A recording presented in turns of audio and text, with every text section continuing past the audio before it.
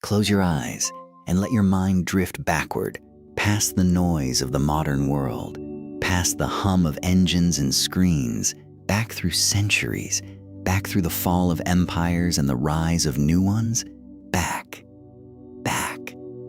until you find yourself standing on a quiet street in ancient Rome.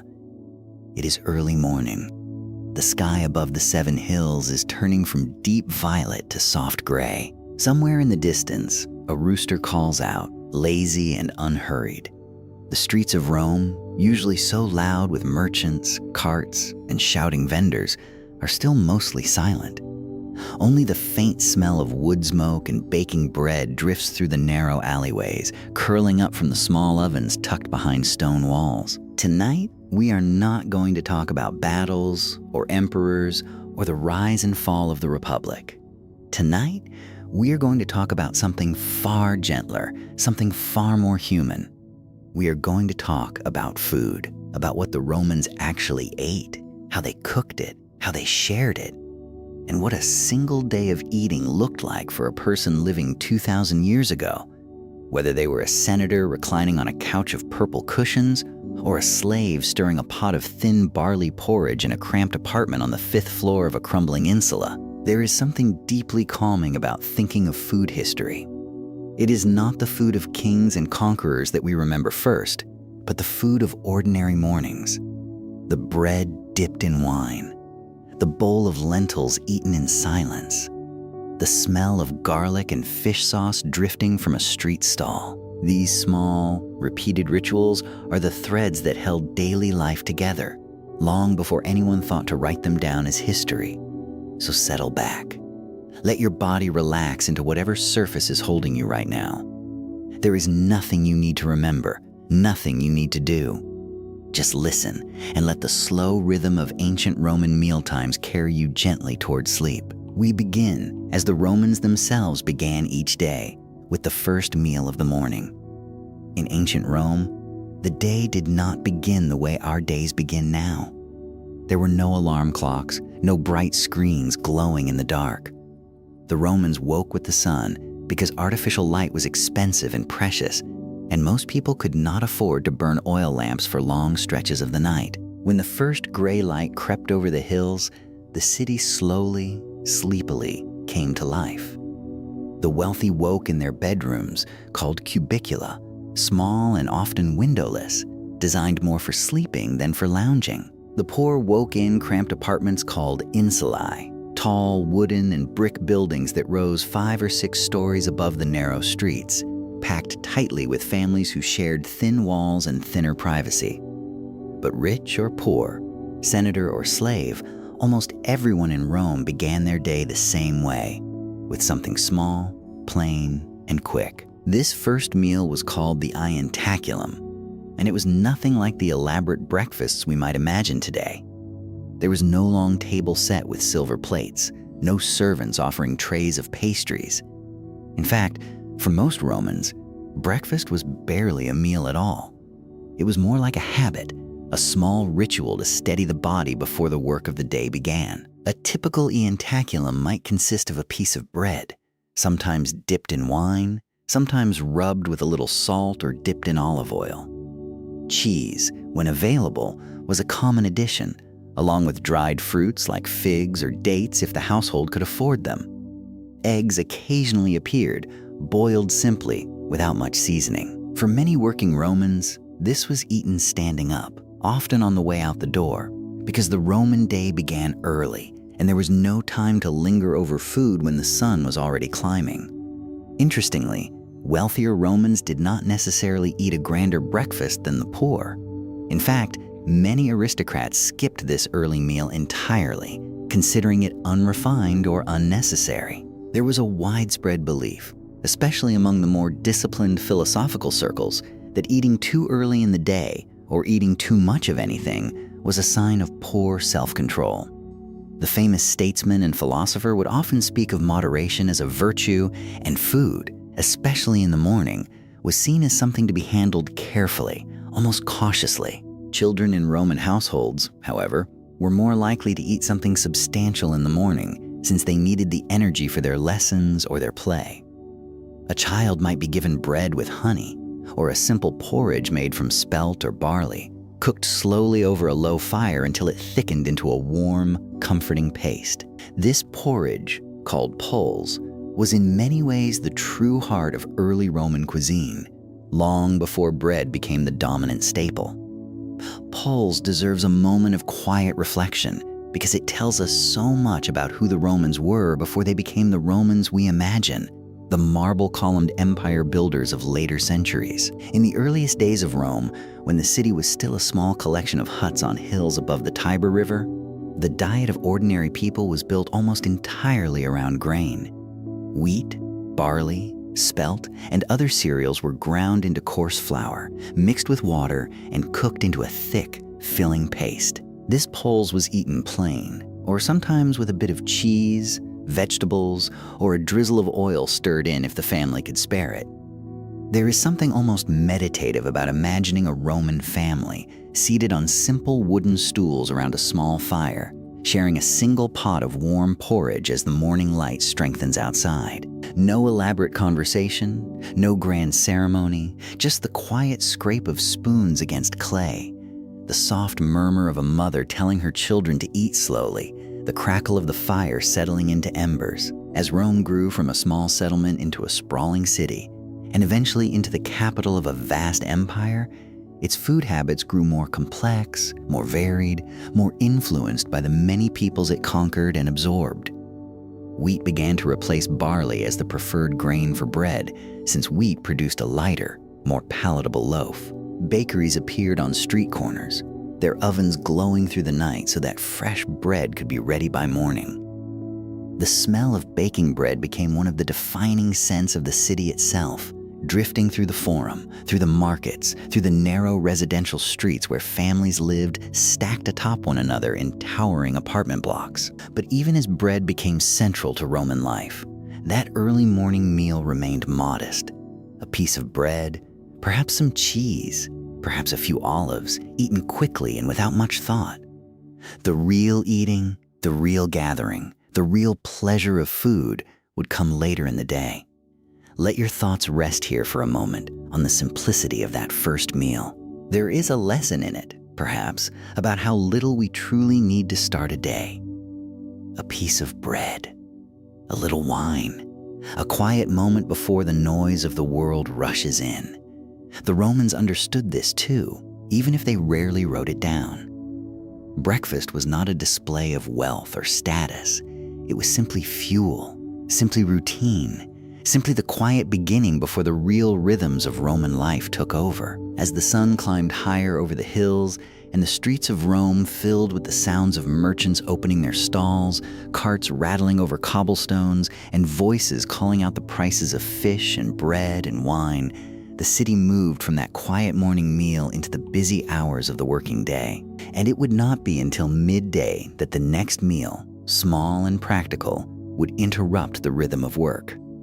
Before we follow the Romans further into their day, let us pause and step into the place where so much of this food was prepared, the kitchen. Picture, if you will, a small, dim room tucked into the back of a house, or in the case of poorer families, a single hearth shared among several families in a cramped apartment building. For the wealthy, who lived in spacious homes called domus, the kitchen, known as the colina, was often a separate room, sometimes even set apart from the main living quarters because of the smoke and heat it produced. Unlike modern kitchens, Roman kitchens had no chimneys in the way we imagine them today. Smoke from the cooking fires would rise and drift out through small vents in the walls or ceiling, leaving the walls stained black with soot over years of use. At the heart of the kitchen was a raised hearth, usually built from brick or stone, where charcoal or wood fires burned steadily. Roman cooks did not have ovens in the way we think of them, at least not in most private homes. Instead, they cooked using a combination of open flames, hot coals, and portable clay braziers that could be moved from room to room as needed.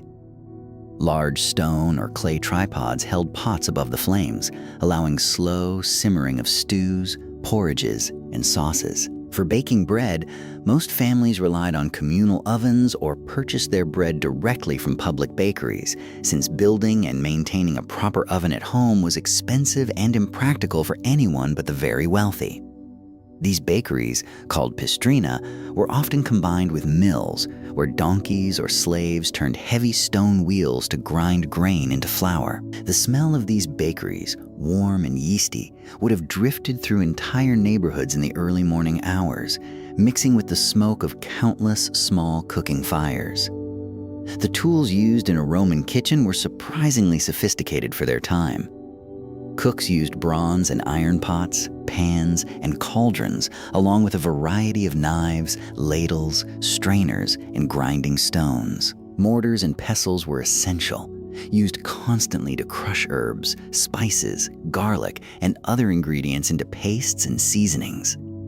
Clay jars, called amphorae, lined the walls or were buried partially in the ground to keep their contents cool, storing everything from olive oil and wine to the pungent fish sauce that flavored so much of Roman cooking. Wealthy households employed cooks, often enslaved people with specialized culinary training, who were responsible for planning and preparing meals for the family and their guests. A talented cook was considered a valuable asset, sometimes even a status symbol, and the finest cooks could command surprisingly high value in the household economy. These cooks would rise early, well before the rest of the household, to begin preparations for the day's meals, especially if an elaborate dinner was planned for the evening. In poorer households, cooking was far simpler and far more communal. Many families living in the cramped apartment buildings of Rome did not have the luxury of their own kitchen at all. Fire regulations in the crowded, wooden-heavy insulae made open flames dangerous, and many buildings simply forbade cooking fires inside individual apartments. Instead, families relied on small, portable braziers, using them cautiously, or purchased already cooked food from the countless food stalls and small eateries that lined the streets of Rome. These street food stalls, called thermopolia, were essentially the fast food restaurants of the ancient world. Picture a stone counter built into the front of a small shop, with large clay jars sunk into holes in the counter, each jar filled with a different food: stewed vegetables, beans, wine, or hot prepared dishes. A worker on his way to the docks, or a mother too busy to cook, could stop at a thermopolium, hand over a few coins, and receive a warm, filling meal without ever lighting a fire of her own. Archaeological excavations, particularly in the city of Pompeii, preserved by the eruption of Mount Vesuvius, have revealed dozens of these thermopolia still intact, their counters and storage jars frozen in time.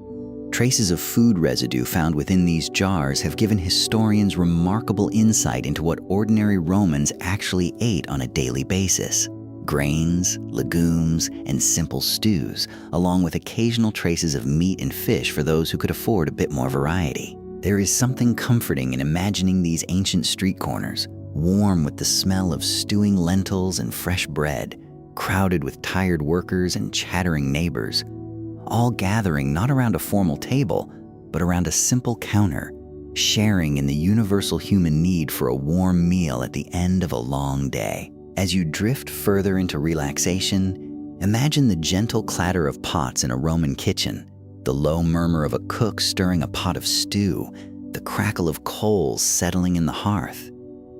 There is nothing urgent here, nothing demanding your attention, just the slow, steady rhythm of food being prepared, the way it has been prepared for thousands of years in kitchens both grand and humble, all across the ancient world.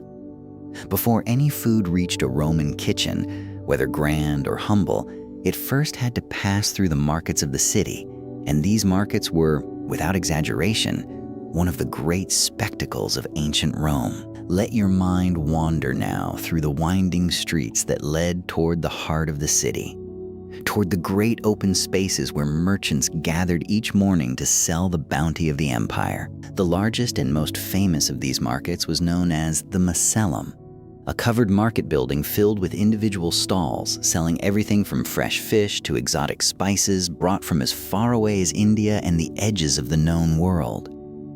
Imagine walking beneath a domed roof, sunlight filtering down through openings above, illuminating rows of stalls piled high with produce. Here, a fishmonger calls out the freshness of his catch, still glistening and wet from the nearby coast.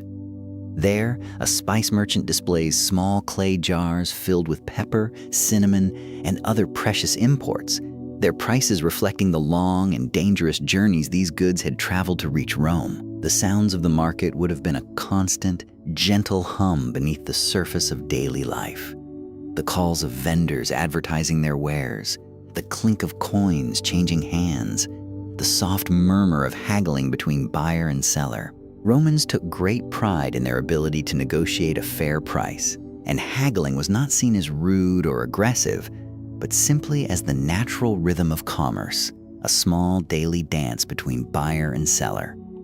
Fresh produce arrived daily from the surrounding countryside, carried into the city by farmers and merchants who had risen long before dawn to make the journey. Vegetables such as cabbage, leeks, onions, and garlic were staples, along with a wide variety of legumes, lentils, chickpeas, and broad beans, all of which formed the backbone of the Roman diet for centuries. Fruit, too, played an important role, with apples, pears, plums, and grapes appearing seasonally, along with figs and dates that were often dried for preservation and eaten throughout the year. Meat was available in the markets, though it was considerably more expensive than grains, vegetables, and legumes, and therefore played a smaller role in the everyday diet of most Romans. Pork was the most commonly consumed meat, followed by goat and mutton. Beef, interestingly, was relatively rare in the Roman diet, as cattle were more valuable alive, used for labor and for producing milk, than they were as a source of meat. Poultry, particularly chicken, was also popular, along with a wide variety of game birds for those who could afford such delicacies. Fish and seafood held a particularly important place in Roman cuisine, especially for those living near the coast or along the banks of the Tiber River. Rome's proximity to the sea meant that fresh fish could be transported to the city relatively quickly, and a thriving trade in salted and preserved fish supplemented fresh catches for those living further inland. Oysters were considered a delicacy, so beloved by wealthy Romans that elaborate systems of oyster farming were developed along the coast to keep up with demand. Walking further through the market, you might pass stalls selling cheese made from the milk of sheep and goats, since cow's milk was less commonly used for cheese production in this period. The cheese varied widely in texture and flavor, from soft, fresh curds eaten within days of production, to hard, aged cheeses that could be stored and transported over long distances without spoiling. And then, of course, there was the olive oil, perhaps the single most important ingredient in the entire Roman diet, used for cooking, for dressing vegetables, for lighting lamps, and even for cleansing the body in the baths. Olive oil was produced in enormous quantities throughout the Roman world, particularly in regions like Spain, North Africa, and southern Italy. Large amphorae of oil were shipped constantly into Rome, and the empty jars, discarded after use, were so numerous that an entire hill on the outskirts of the city, known as Monte Testaccio, was formed almost entirely from the broken shards of these discarded oil containers, a quiet monument to just how central olive oil was to Roman life. Wine, too, filled the markets in overwhelming quantities. Rome was a wine-drinking culture, and vineyards stretched across much of Italy and the wider empire, producing wine in such abundance that it was affordable even to the poorest citizens, though the quality varied enormously. Wealthy Romans enjoyed fine, aged vintages, sometimes flavored with honey or spices, while poorer citizens drank rougher, more acidic wines, often diluted heavily with water to stretch the supply and reduce its potency. As you imagine walking through this bustling market, the sun rising higher overhead, the air thick with the mingling smells of fish, bread, spices, and animals, allow yourself to feel the steady, unhurried rhythm of this ancient commerce. There was no rush here. Not really. The market opened with the dawn and would continue through the morning hours, a slow, steady flow of buying and selling, of neighbors greeting neighbors, of daily life carrying on exactly as it had for generations before. By midday, as the sun reached its highest point and the heat of the afternoon began to press down upon the city, the markets would begin to quiet, vendors packing away their unsold goods, the crowds thinning as Romans returned to their homes, their workshops, or their public duties. And it was around this time that the second meal of the day would take place, a quiet, practical pause in the middle of the working day. As the sun climbed to its highest point in the sky, and the marble columns of the Forum cast their shortest shadows across the stone pavement, the people of Rome paused for a moment in the middle of their busy day. This midday meal was called the prandium, and much like breakfast, it was a modest affair, meant to sustain the body rather than to indulge it. For the working Roman, whether a craftsman in his small workshop, a scribe copying documents in a government office, or a laborer hauling goods along the docks of the Tiber, the prandium was often eaten quickly, sometimes even standing, grabbed from a nearby food stall or brought from home wrapped in a simple cloth. There was little ceremony to this meal. It existed simply to refuel the body for the remaining hours of work ahead. A typical prandium might include leftover bread from the morning, perhaps some cold meat or fish if the household had any remaining from the previous evening's dinner, along with fruit, cheese, or a handful of olives. Vegetables, particularly if pickled or preserved, made frequent appearances, offering a burst of flavor and nutrition without requiring any cooking. For those who could afford it, a light wine, often mixed generously with water, might accompany the meal, though excessive drinking during working hours was generally frowned upon, seen as a distraction from the responsibilities of the day. Wealthier Romans, who did not need to labor with their hands, often treated the prandium with similarly modest restraint, viewing an elaborate midday meal as somewhat excessive or even a sign of poor discipline.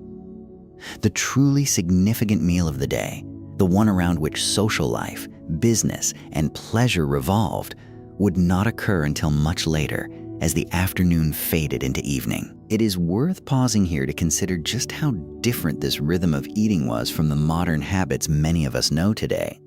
There was no concept of 3 substantial, roughly equal meals spaced evenly throughout the day. Instead, Roman life moved through cycles of light, functional eating in the morning and midday, building toward a single, more substantial, and often more social meal in the evening hours, once the work of the day had concluded and the pressures of business and public life had eased.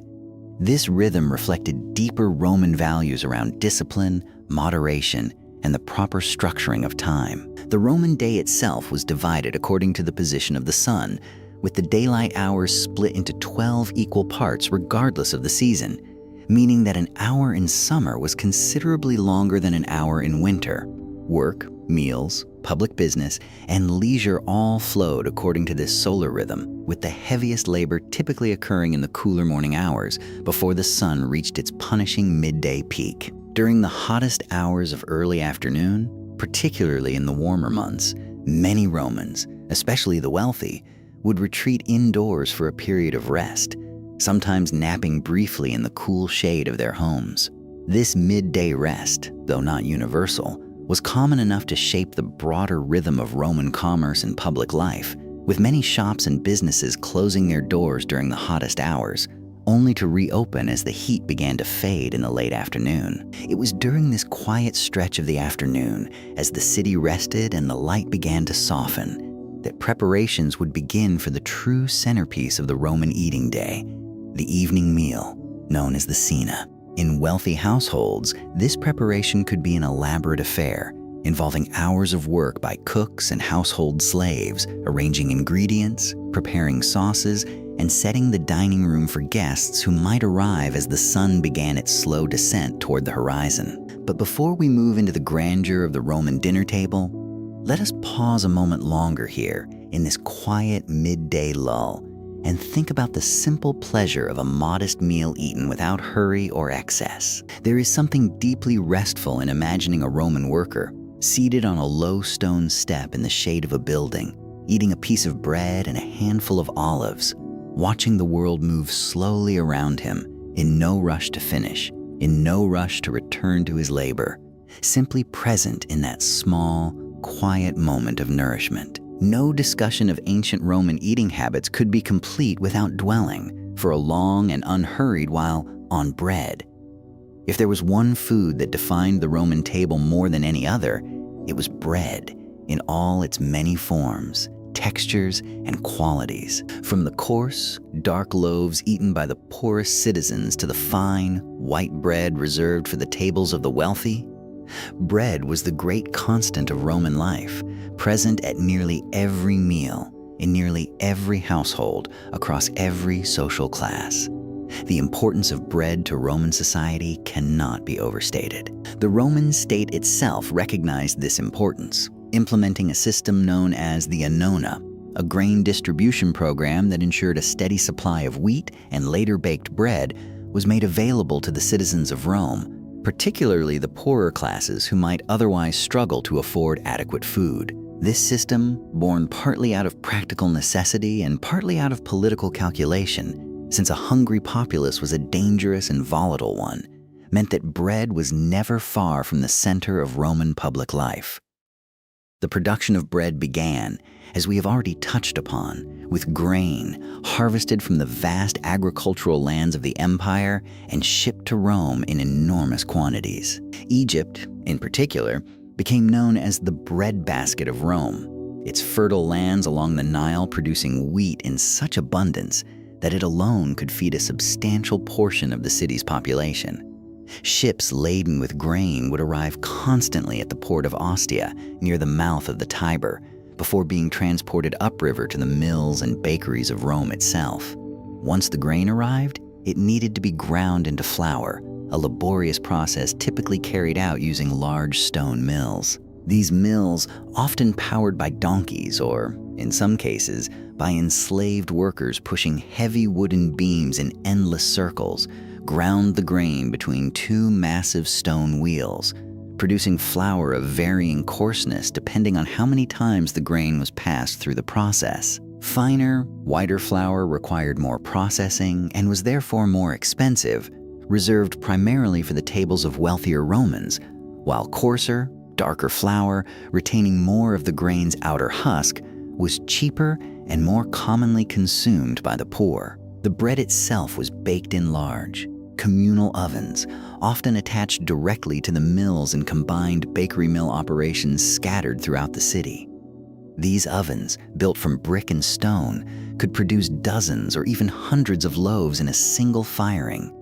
The bread arranged carefully on the hot stone floor of the oven before being sealed in to bake slowly in the retained heat. Archaeological evidence from Pompeii and other Roman sites has revealed a surprising variety of bread types produced in these ancient bakeries.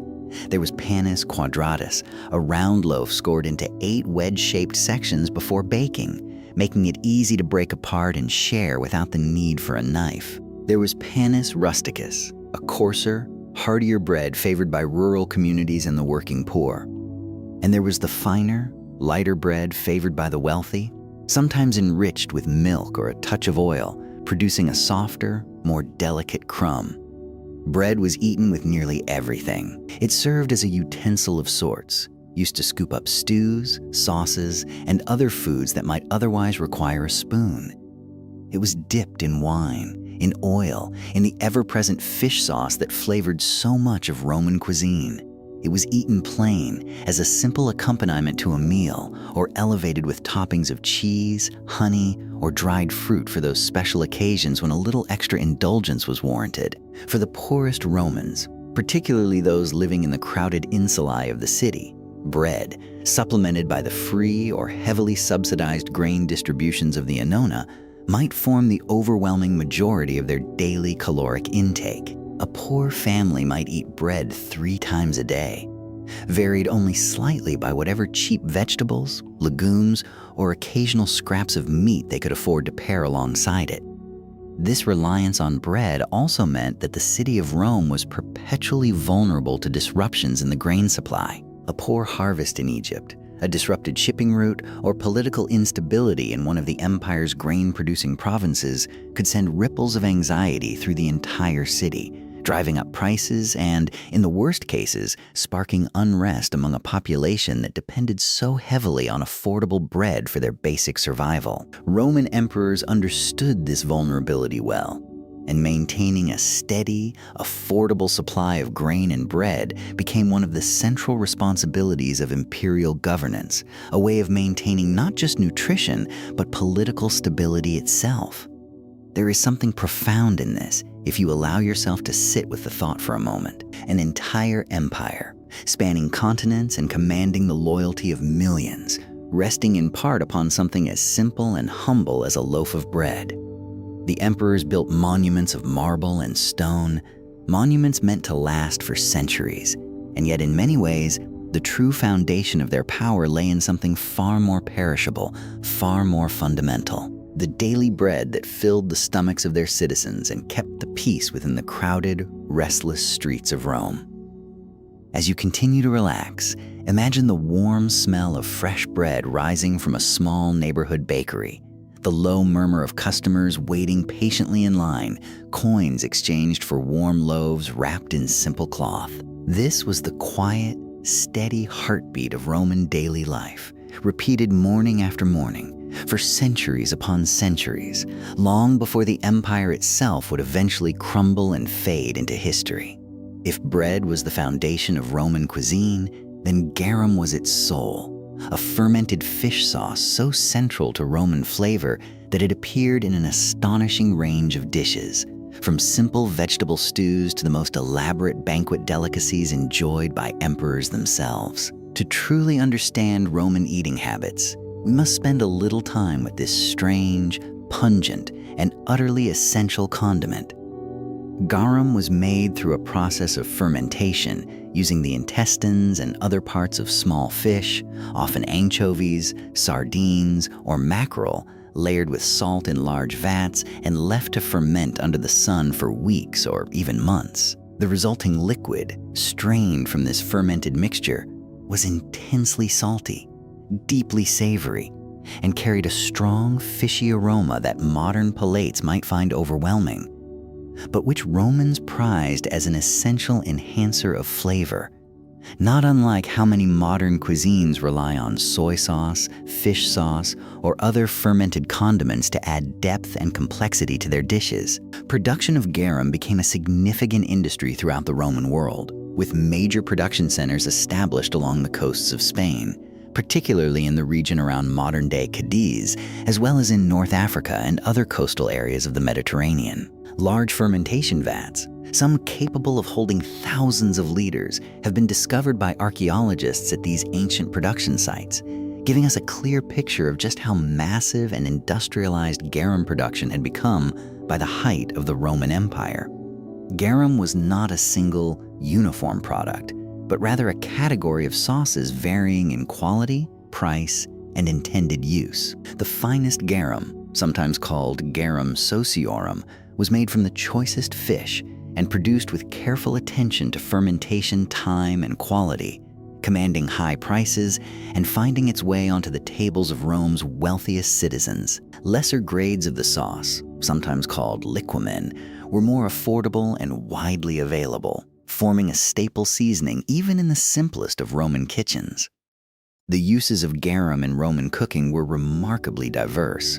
It was stirred into stews and sauces, drizzled over cooked vegetables, used as a marinade for meat and fish, and even mixed into wine to create unusual flavored drinks. Ancient Roman cookbooks, most notably a collection of recipes attributed to a gourmet named Apicius, reveal garum appearing in an overwhelming majority of recorded dishes, suggesting that this fermented fish sauce was almost as fundamental to Roman cooking as salt itself is to modern kitchens. It is worth pausing to imagine the smell that must have permeated Roman kitchens, markets, and even entire neighborhoods situated near garum production facilities. The fermentation process, while producing a deeply savory final product, generated a powerful odor during production. So much so that Roman law eventually required garum production facilities to be situated away from residential areas, a rare example of ancient environmental and public health regulation. Despite its strong smell, garum was beloved across Roman society, transcending class boundaries in a way that few other foods managed to do. While the wealthy might enjoy the finest, most expensive varieties, even the poorest citizens could typically afford at least a modest amount of the cheaper grades, allowing this distinctive flavor to unite Roman cuisine across the social spectrum. In many ways, garum represented a kind of culinary common ground, a shared flavor experience that connected the emperor's table to the humblest street food stall. The popularity of garum eventually spread throughout the Roman world, carried along trade routes to the far reaches of the empire, influencing local cuisines in regions as distant as Britain and the eastern provinces of Asia Minor. Even after the fall of the Western Roman Empire, echoes of this fermented fish sauce tradition persisted in various regional cuisines around the Mediterranean, a quiet culinary legacy that outlasted the empire that had once produced it in such staggering quantities. As you continue to relax into this slow unfolding of ancient history, imagine the particular tang of garum on your tongue, salty and savory, deeply complex despite its humble origins in fermented fish. There is something almost meditative in considering how such an unassuming ingredient, born from patience and time, from the slow transformation of simple fish and salt into something entirely new, could become so deeply woven into the daily life of an entire civilization. As the afternoon light began to soften and lengthen, casting long golden shadows across the streets of Rome, the city's rhythm shifted once more. The heaviest labor of the day was largely finished. Business in the Forum began to quiet, and in homes throughout the city, from the grandest domus to the smallest apartment, preparations began for the most significant meal of the Roman day, the cena. Unlike the light, practical meals of morning and midday, the cena was a true event, a time for family, for socializing, for indulgence, and, among the wealthy, for elaborate displays of status and hospitality. This was the meal around which Roman social life truly revolved, the meal where business deals might be quietly discussed over cups of wine, where political alliances might be strengthened through shared hospitality, and where families gathered to share the events and conversations of their day. For ordinary Roman families, the cena remained relatively modest, though considerably more substantial than the meals that had preceded it earlier in the day.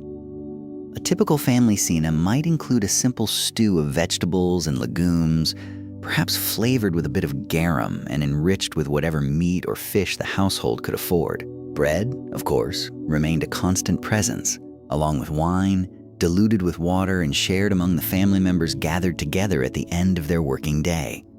The setting for this meal varied enormously depending on social class.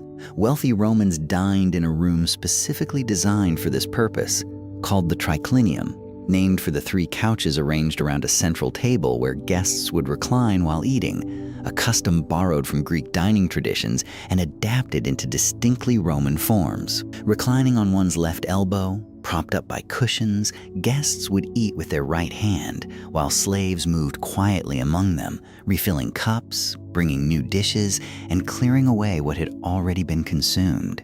This reclining posture, so different from our modern habit of sitting upright at a table, reflected deeper Roman attitudes about leisure, status, and the proper way to enjoy a meal. To recline while eating was, in itself, a symbol of privilege, a physical demonstration that one had the time, the space, and the social standing to eat in comfort and relaxation, rather than hurrying through a meal while seated upright, ready to return quickly to work. Women and children in wealthier households and lower status guests at more formal gatherings, however, would often sit on chairs rather than reclining alongside the male heads of household, reflecting the social hierarchies embedded even within something as intimate as a shared family meal. For poorer families, crammed into small apartments without the luxury of a dedicated dining room, the cena would be eaten far more simply, perhaps gathered around a small table, or even seated on the floor, sharing a single pot of stew or porridge among the whole family. There was no reclining here, no elaborate arrangement of couches, simply the practical, comforting ritual of a family gathering together at the end of a long day to share what food they had. The structure of a formal Roman dinner, particularly among the wealthy, followed a fairly consistent pattern, one that would influence dining customs for centuries to come. The meal typically began with a course known as the gustatio, or gustum, a selection of appetizers meant to stimulate the appetite before the main courses arrived. This might include eggs, olives, various pickled vegetables, small pieces of fish or shellfish, and often a specially prepared honeyed wine called mulsum, served to guests as they settled onto their couches and began the slow, unhurried process of an evening's entertainment. Following the appetizers came the main course, known as the primae mensae, or first tables, which could include multiple dishes served in succession.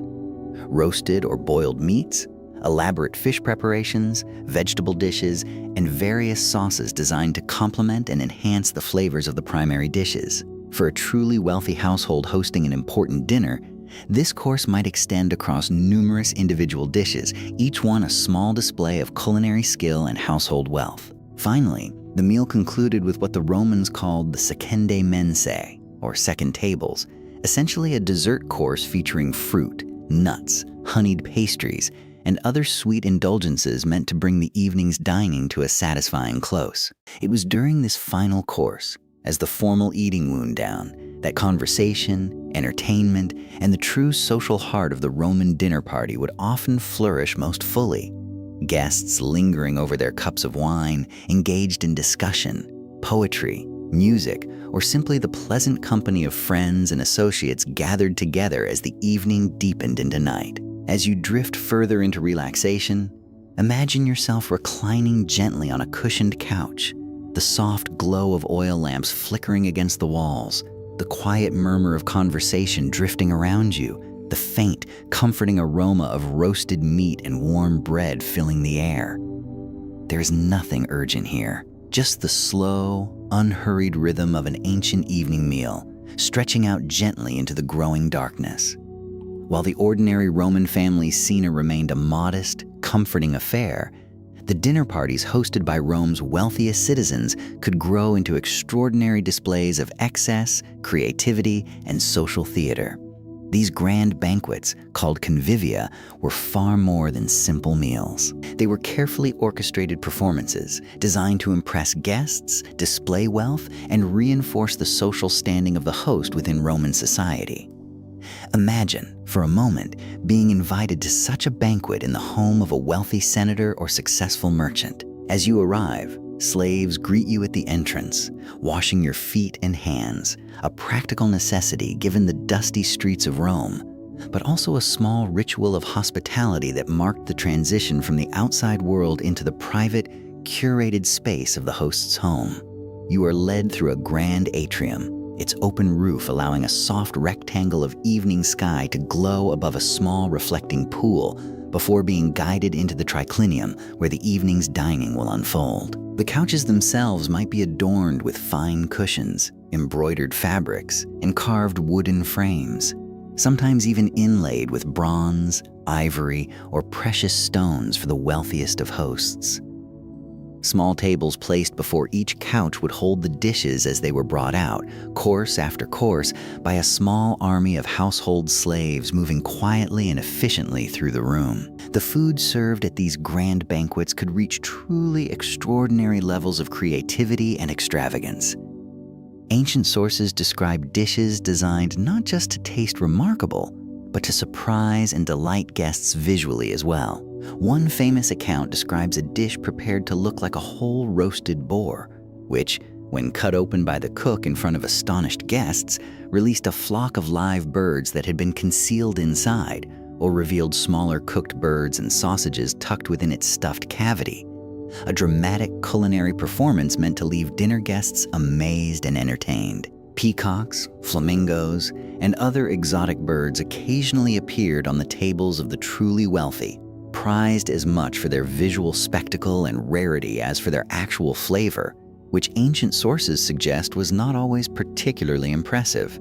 Dormice, a small rodent considered a delicacy, were sometimes raised specifically for the purpose of being fattened, stuffed with a mixture of nuts and honey, and served as a small, decadent appetizer, a dish that might seem strange to modern sensibilities, but which represented, in its own time, a genuine mark of culinary sophistication and indulgence. Seafood held a particularly prestigious place at these elaborate banquets, with certain delicacies commanding astronomical prices. Red mullet, a type of fish particularly prized by wealthy Romans, could sell for extraordinary sums, especially for larger specimens, and there are accounts of Roman elites competing with one another to purchase the largest, most impressive mullet available at market, sometimes paying sums equivalent to a skilled worker's wages for an entire year, simply to secure a particularly large fish for their dinner table.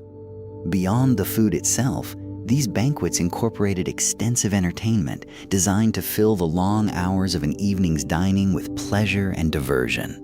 Musicians might play softly in the background, their melodies drifting through the triclinium as guests ate and conversed. Dancers, acrobats, or poets might perform between courses, offering brief interludes of entertainment that broke up the steady procession of dishes. Philosophical or literary discussions were common among more intellectually inclined hosts who might use the relaxed, wine-soaked atmosphere of the dinner party as an opportunity for genuine debate and discourse among educated guests. Wine flowed generously throughout these gatherings, and the Romans developed elaborate customs around its consumption. Rather than simply serving wine as an accompaniment to food, formal drinking sessions, called commissatio, often followed the conclusion of the meal itself, presided over by an elected symposiarch or master of the drinking, who determined the ratio of water to wine for the evening and set the pace of successive rounds of toasts and drinking games. This structured approach to drinking reflected the Roman concern with moderation and control, even in the context of what might otherwise become an evening of excess. It's worth noting that these grand, elaborate banquets, while famous and well documented in the surviving historical record, were not representative of everyday Roman eating habits, even among the wealthy. Such extravagant displays were typically reserved for special occasions. Important political gatherings, celebrations of military victories, weddings, or other significant social events where a host wished to make a particularly memorable impression. The everyday scene of even a wealthy Roman household, while certainly more elaborate than that of a poor family, was generally a far more modest, restrained affair than the banquets described in our most sensational surviving accounts. Roman writers themselves, particularly satirists, often criticized the excesses of these grand banquets, viewing them as symbols of moral decay, a departure from the simpler, more disciplined eating habits that many Romans idealized as belonging to an earlier, more virtuous age of the Republic. This tension between indulgence and restraint, between celebration and discipline, runs throughout Roman writing about food, reflecting a broader cultural anxiety about wealth, excess, and the potential corruption of traditional Roman values by the temptations of luxury and abundance.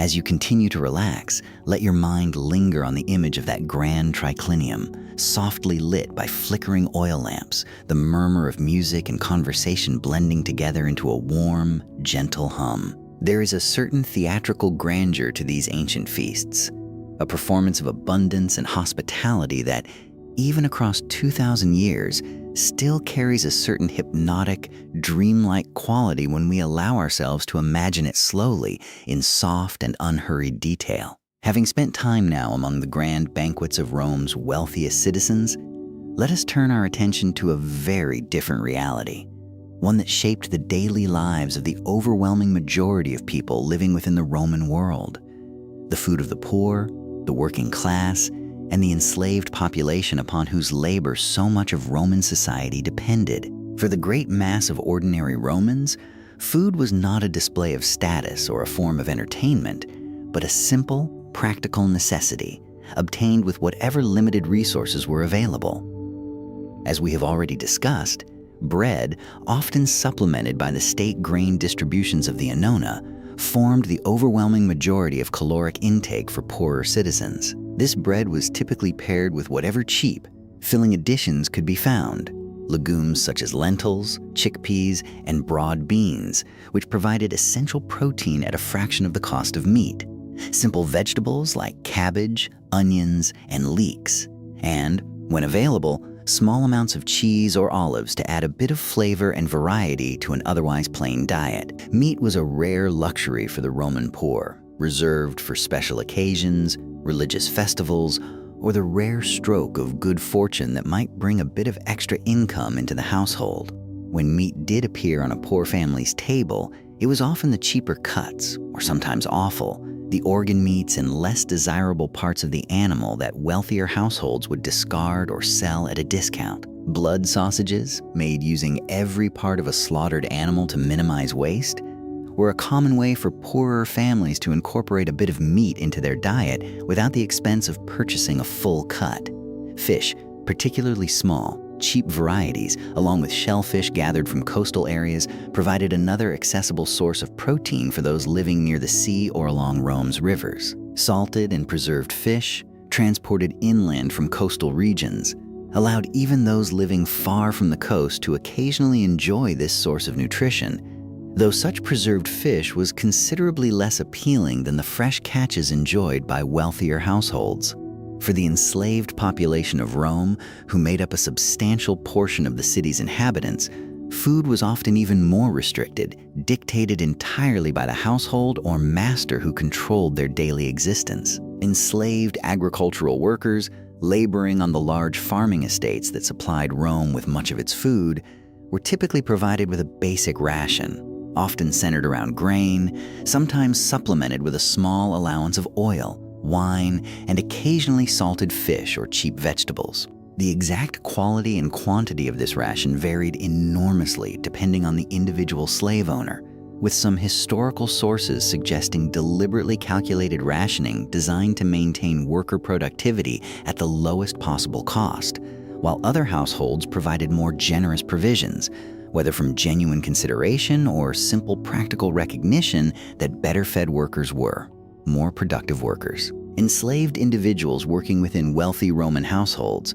particularly skilled cooks, personal attendants, or educated tutors, often had access to considerably better food than their counterparts laboring in agricultural fields or mines, sometimes even eating leftovers from their master's elaborate banquets, though always after the household's free members had eaten their fill. It is worth pausing here, in the quiet unfolding of this history, to consider the vast gulf that separated the elaborate, theatrical banquets of Rome's elite from the simple, repetitive meals that sustained the majority of the population. This was not a society of universal abundance, but one built upon deep and often brutal inequality, where access to food, like access to nearly every other aspect of Roman life, was shaped fundamentally by one's position within a rigid and often unforgiving social hierarchy.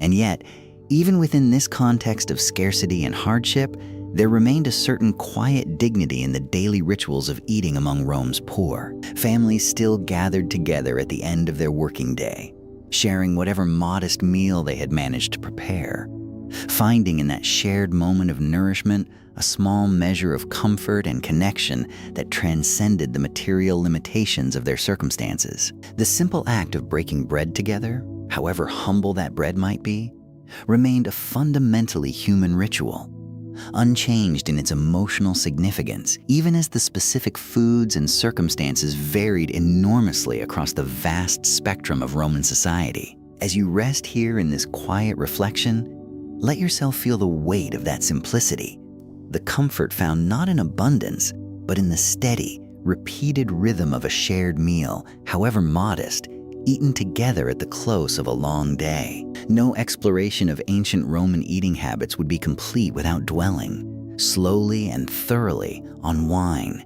a beverage so deeply woven into the fabric of Roman daily life that it touched nearly every meal, every social gathering, every religious ceremony, and every stage of life from infancy to old age. Wine production in the ancient Roman world reached truly staggering proportions. Vineyards stretched across the hillsides of Italy, Gaul, Spain, and countless other provinces of the empire.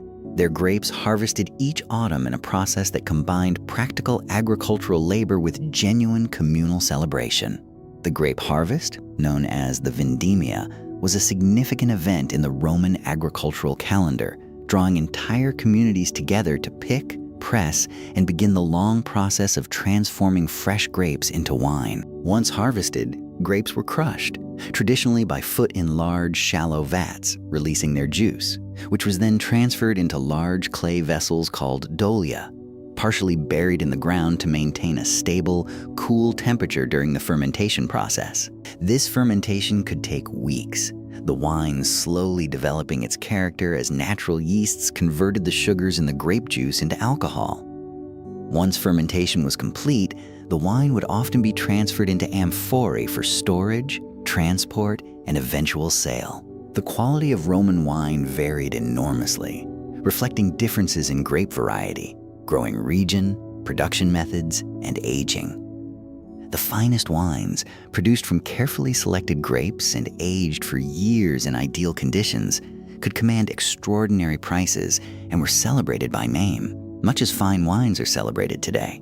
Falernian wine, produced in a specific region of Campania, became particularly legendary among Roman wine enthusiasts. Its reputation for exceptional quality, persisting for centuries, and appearing frequently in Roman literature as a symbol of the finest possible indulgence. At the other end of the spectrum, cheap, rough wine, sometimes barely more than fermented grape must, provided an affordable daily beverage for Rome's poorer citizens, including, notably, enslaved agricultural workers who were often provided with a basic ration of low-quality wine as part of their sustenance, both for its caloric content and its perceived ability to help workers tolerate long hours of physical labor. Romans rarely drank wine undiluted, viewing the practice of drinking straight, unmixed wine as a sign of poor discipline or even a marker of foreign, uncivilized behavior.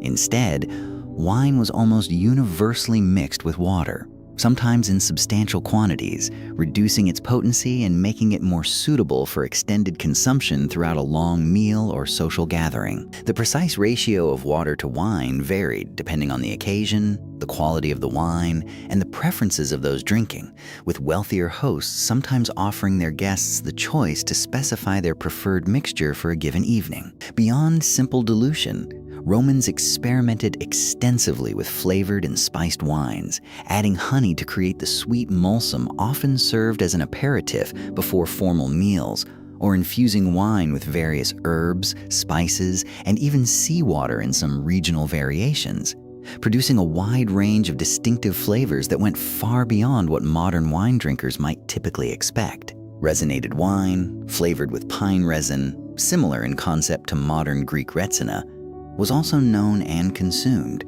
particularly in certain regions of the empire. Wine held significance far beyond its role as a simple beverage. It played a central part in Roman religious practice, poured out as libations to the gods during sacrifices and ceremonies, a gesture of offering and respect that connected the physical act of drinking to deeper spiritual and communal meanings. Wine also featured prominently in Roman medicine, with physicians of the era prescribing specific wines, sometimes mixed with various herbs or other ingredients, as treatments for a wide range of ailments, reflecting the broader ancient belief in wine's therapeutic, restorative properties. The social rituals surrounding wine consumption, particularly the formal drinking sessions that often followed elaborate dinner parties, reveal much about Roman attitudes toward pleasure, discipline, and social hierarchy. As mentioned previously, these sessions were often presided over by an elected leader who determined the pace and intensity of drinking for the evening.